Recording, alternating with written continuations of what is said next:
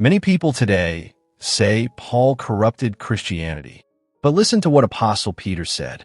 Our beloved brother Paul also wrote to you according to the wisdom given to him. 2 Peter 3 verses 15 to 16. There was insight given to Paul, divine understanding of the gospel. And if you misunderstand his writings, you can misunderstand Christianity itself. Point number 1. Idols and food sacrifice to idols.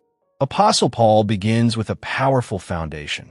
We know that we all have knowledge. Knowledge puffs up, but love builds up. Knowledge produces boldness and confidence.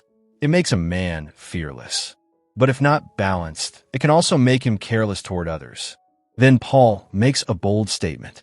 We know that an idol is nothing in the world, and that there is no other God but one. This is the voice of man who has understanding. To him, idols are nothing. They have no power, no existence. He continues, for even if there are so-called gods, whether in heaven or on earth, Paul is aware that many claim to be gods, and people worship them. But then he anchors his reality. Yet for us there is one God, the Father, 1 Corinthians 8 verse 6. In Paul's mind and heart, only one God exists. Everything else is nothing. So he explains, to the one who has this knowledge, eating food sacrificed to idols has no effect. But then comes the balance. Not everyone possesses this knowledge. Their conscience being weak is defiled. What is freedom to one person can become a stumbling block to another. Knowledge makes you bold, but love makes you careful. Therefore, if food makes my brother stumble, I will never eat meat. Point number 2, accountability. If we sin willfully after receiving the knowledge of the truth, there no longer remains a sacrifice for sins. Hebrews 10 verse 26. This is often misunderstood. Paul is not talking about struggling with sin. He is talking about rejecting the truth you have heard. What is the knowledge of the truth? The message of grace, the gospel. So what is willful sin here? Is hearing the gospel and deliberately choosing not to believe it. It is not a mistake. It is a conscious rejection. That is why he says, there no longer remains a sacrifice for sins. Not because God cannot forgive, but because the person has rejected the only sacrifice available. Willful sin is not weakness. It is rejecting the only cure God provided. How shall we escape if we neglect so great a salvation? Hebrews 2 verse 3. Therefore the man will be held accountable for his sins. Point number 3, righteousness. The righteousness of God is by faith. Romans 3 verse 22. Righteousness does not come by works.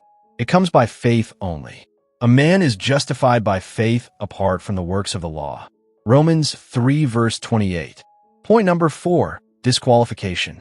I discipline my body lest I myself should be disqualified. 1 Coríntios 9 horas e 27. The disqualification was not about making heaven, but being disqualified for service, the work of ministry. What would cost him to fulfill his ministry? He was willing to sacrifice to do it. Woe to me if I do not preach the gospel. 1 Coríntios 9 horas e 16. Point number 5, self-destruction. They exchanged the glory of God. Romans 1 verse 23. God gave them over. Romans 1 verses 24 to 32. These people refused God in their heart. That is, they rejected the message of salvation. God could not do anything again, but let them have what they wanted. He came to save, but they chose not to be saved, so he left them to their own self-destruction.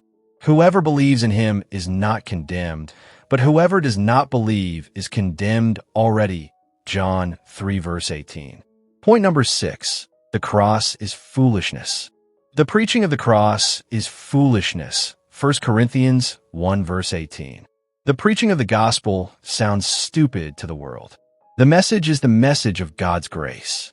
The world says, how can believing save me eternally? But to the one who believes, it is the power of God. I am not ashamed of the gospel, for it is the power of God unto salvation. Romans 1 verse 16. Point number 7, persecution. All who desire to live godly will suffer persecution. 2 Timothy 3 verse 12. Jesus said, "A servant is not greater than his master." Whatever the master experienced, his servants will also experience. There is always persecution in the preaching of the gospel. If they persecuted me, they will also persecute you. John 15 verse 20.